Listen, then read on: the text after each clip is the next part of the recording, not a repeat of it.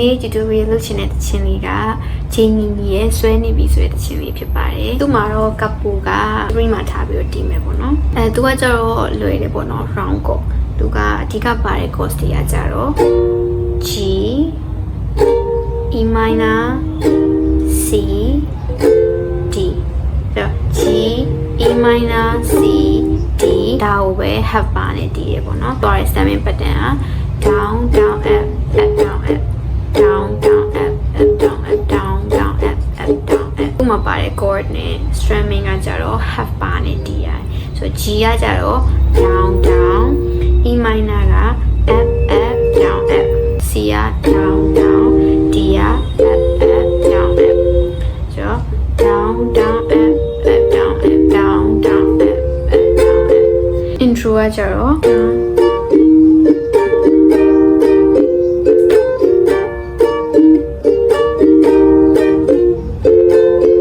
first one စကြည့်မယ်ပေါ့နော် Sirega trap trap အတဲ့နှလုံးနဲ့ခဏခဏနဲ့နေတယ်တလုံးမအောင်မင်းပြုံးနေပါတဲ့ပြုံးတယ်လေကွယ်ဆိုရင်နောက်မှာပဲချီရပြန်စားပြီးတော့တီးရပေါ့နော် verse 2ကလည်းအတူတူပဲအနေချက်နေတူတူလာတယ်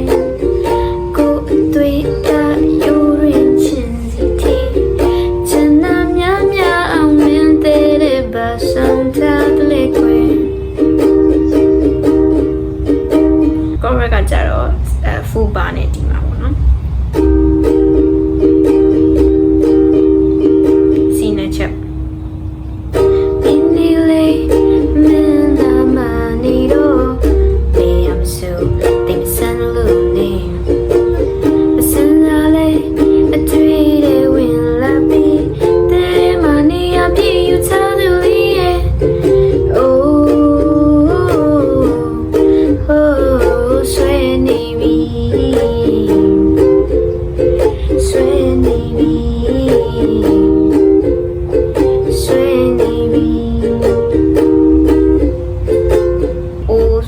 ေ ဆွဲနေပြီဆွဲနေရမှာ G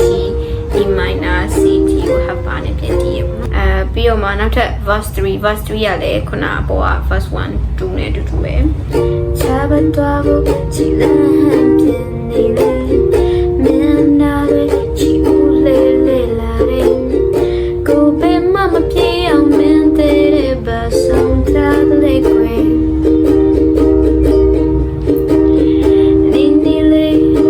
chorus ပြန်သွားရပါတော့အဆအဆုံးပြန်ပြီးတော့တစ်ချက်ဆိုကြည့်မယ်